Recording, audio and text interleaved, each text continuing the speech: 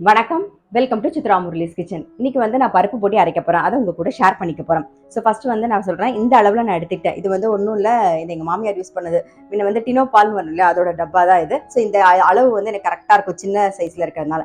இந்த அளவுல எல்லாமே எடுத்துட்டு இருக்கேன். என்னென்ன எடுத்துட்டு இருக்கேன்னு சொல்றேன். இந்த அளவுல வந்து ஒரே ஒரு கப்பு வந்து பருப்பு, ஒரு கப்பு பாசிப்பருப்பு, 2 கப்பு வந்து பொட்டுக்கடலை, அப்புறம் பூண்டு வந்து ஒரு 5-6 பல்லு பூண்டு, அதை வந்து சின்னதாக ஸ்லைஸ் அது மாதிரி கட் பண்ணி வச்சிருக்கேன். மிளகு வந்து 1 டீஸ்பூன், உப்பு தேவையான அளவு, காரத்துக்கு வரமிளகா, கொஞ்சம் பெருங்காயம், அவ்வளோதான்.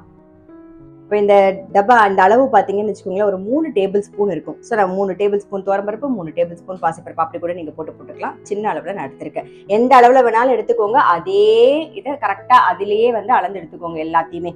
இப்போ வந்து முதல்ல பெருங்காயத்தை சேர்த்துருவோம். பெருங்காயம், வரமிளகா,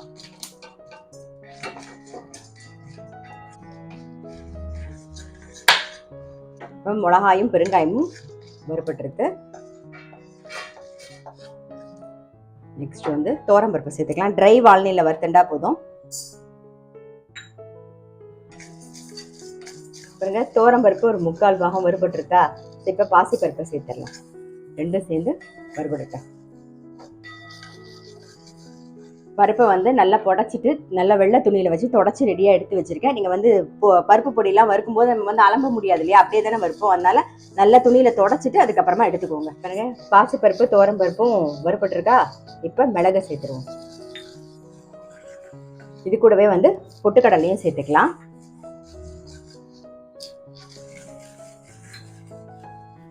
ரொம்ப தீயாமல் கலர் மாறாமல் கரெக்டாக வறுத்துக்கோங்க, அப்போ தான் நல்லாயிருக்கும். பாருங்க, இந்த ஸ்டேஜ்ல வந்து நம்ம பூண்டு வந்து மெலிசா கட் பண்ணி வச்சுக்கோம் இல்லையா, அதை சேர்த்துக்கலாம்.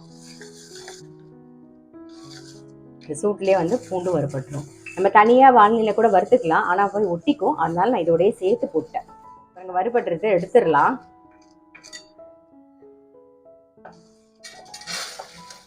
பொடிக்கு தேவையான உப்பை சேர்த்துக்கலாம். இந்த சூடே போதும்.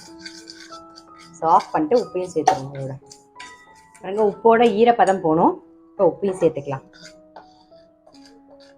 இதை நல்லா ஆறுனதுக்கு அப்புறமா நம்ம பொடி பண்ணிக்கலாம். நல்லா ஆறி எடுத்து மிக்ஸி ஜாரில் மாற்றியாச்சு. இப்போ பொடி பண்ணி எடுத்துன்னு வந்துடலாம். பாருங்க, நல்லா நைஸாக அரைச்சாச்சு. ஸோ நம்ம பருப்பு பொடியும் ரெடி ஆகிடுது.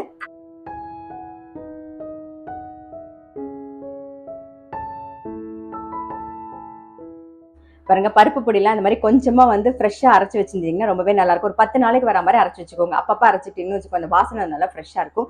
இது நல்ல சுட சாதத்தில் நெய்யை விட்டு இதை பிசைஞ்சு சாப்பிட்டீங்கன்னா வச்சுக்கோங்க, அப்பளாமோ வடாமோ தொட்டு சாப்பிட்டா ரொம்ப ரொம்ப டேஸ்ட்டாக இருக்கும். இல்லைன்னா டாங்கர் பச்சடி ரொம்ப பிரமாதமாக இருக்கும். ஸோ கண்டிப்பாக வந்து ட்ரை பண்ணி பாருங்கள். பருப்பு பொடி எல்லாரும் அரைக்கிறது தான். ஸோ இன்றைக்கி நான் அரைச்சதுனால உங்கள் கூட வந்து ஷேர் பண்ணிட்டேன். இது வரைக்கும் பருப்பு பொடி இந்த மாதிரி ஸ்டைலில் வந்து அரைச்சி பார்க்கல அப்படின்னா டெஃபினட்டாக அரைச்சி பாருங்கள். ரொம்ப ரொம்ப டேஸ்ட்டாக இருக்கும். நான் அடுத்த வீடியோவில் சந்திக்கிறேன்.